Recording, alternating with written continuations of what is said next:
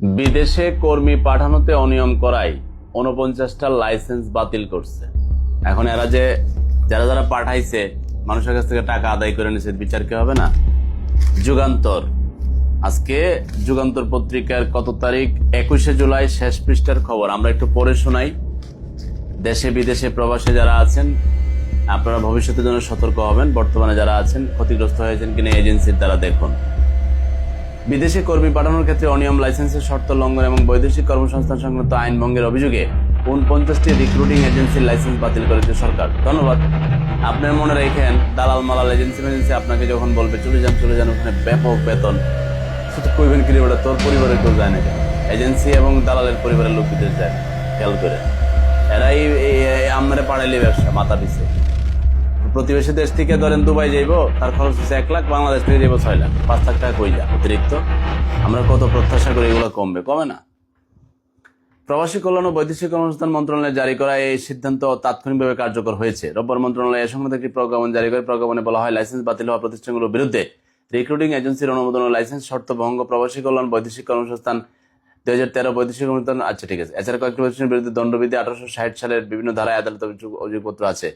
মন্ত্রণালয় জানাচ্ছে, বাতিল হওয়া প্রতিষ্ঠানগুলোর মধ্যে রয়েছে unique stern limited, orbitals enterprise, Shahin travels, Irving enterprise, Haidari trade license, Rabbi international, Zaharat association, foresight international limited, Binimoy international, Akash Bhromon limited, QK quick express, united export limited, GMG trading limited, Sadia international, the super eastern limited, elegance overseas limited, catharsis international, media overseas limited, Madina overseas, Al Khamis international, new age international,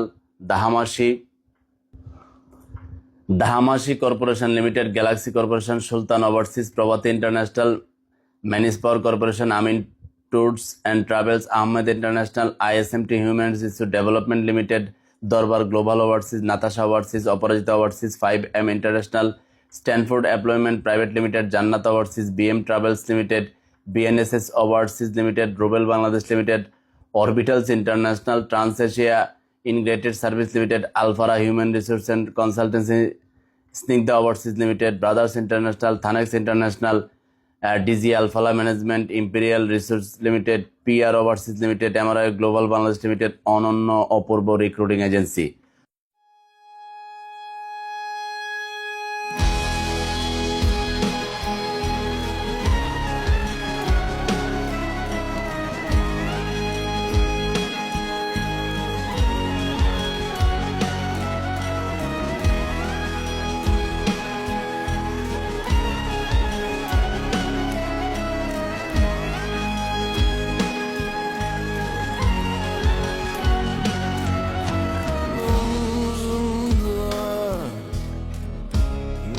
İşlemedim günahlar,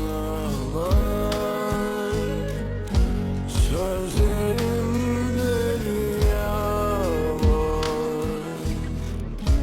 kederimde bir aşk. Görüyorum o belki de yanlıştı doğrularım. Aşkını, sevgini sorguladım. Yollarım kapalıydı, zorlamadım. Öldürdüm çiçeğimi, yaşatamadım.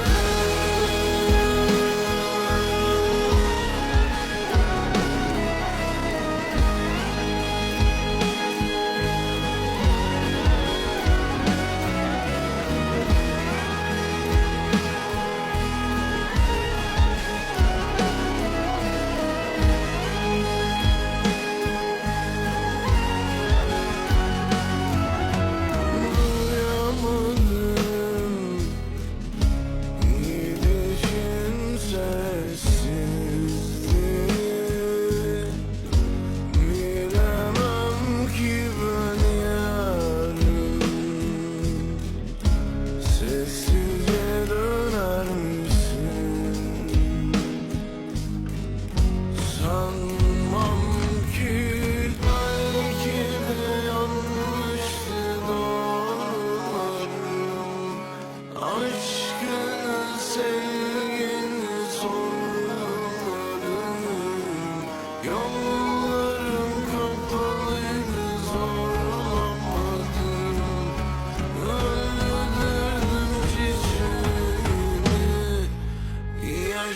yaşasamadım.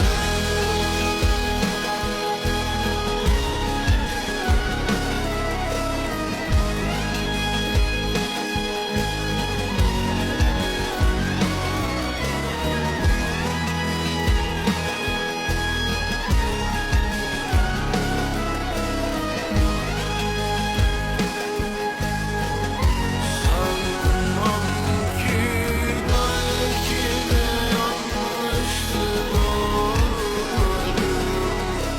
Aşkını sevgini sorguladım.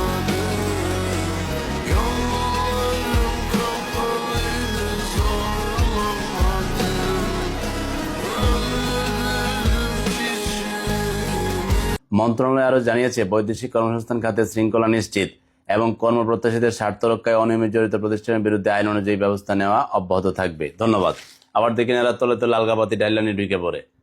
একবার একটা এরকম agency টাইপের একটা অফিসে খুব খাতির টাতির জামাই বলছে, আপনি আইসেন, আমাদের একটা অনুষ্ঠান আছে, মানে আমার এই বিচ চালতো, বুঝেন নাই, আমার এই অনুষ্ঠানের রাইখা পরে আমার খুম আড়া দেখাইয়া কইতো যে উনি তো বলছে উনি প্রতিষ্ঠান ভালো, আপনারা আসেন।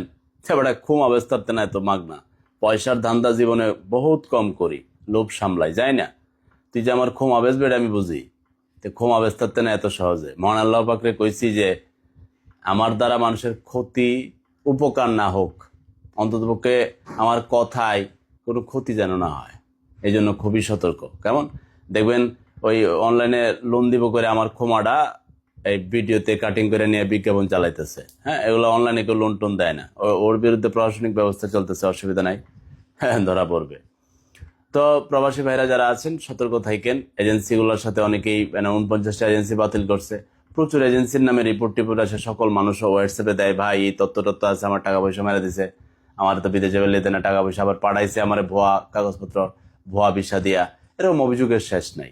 মানে ঘটনা হচ্ছে বিভিন্ন অফিস আদালত ব্যাপকভাবে সাজায়, এখানে আসলে মানুষের থেকে পয়সা পকেট থেকে বের করার ধান্দার অফিস, বুঝেন নাই। টাকা কামাবে ভালো করে কামা, মানুষের ক্ষতি করসকে কিন্তু করে।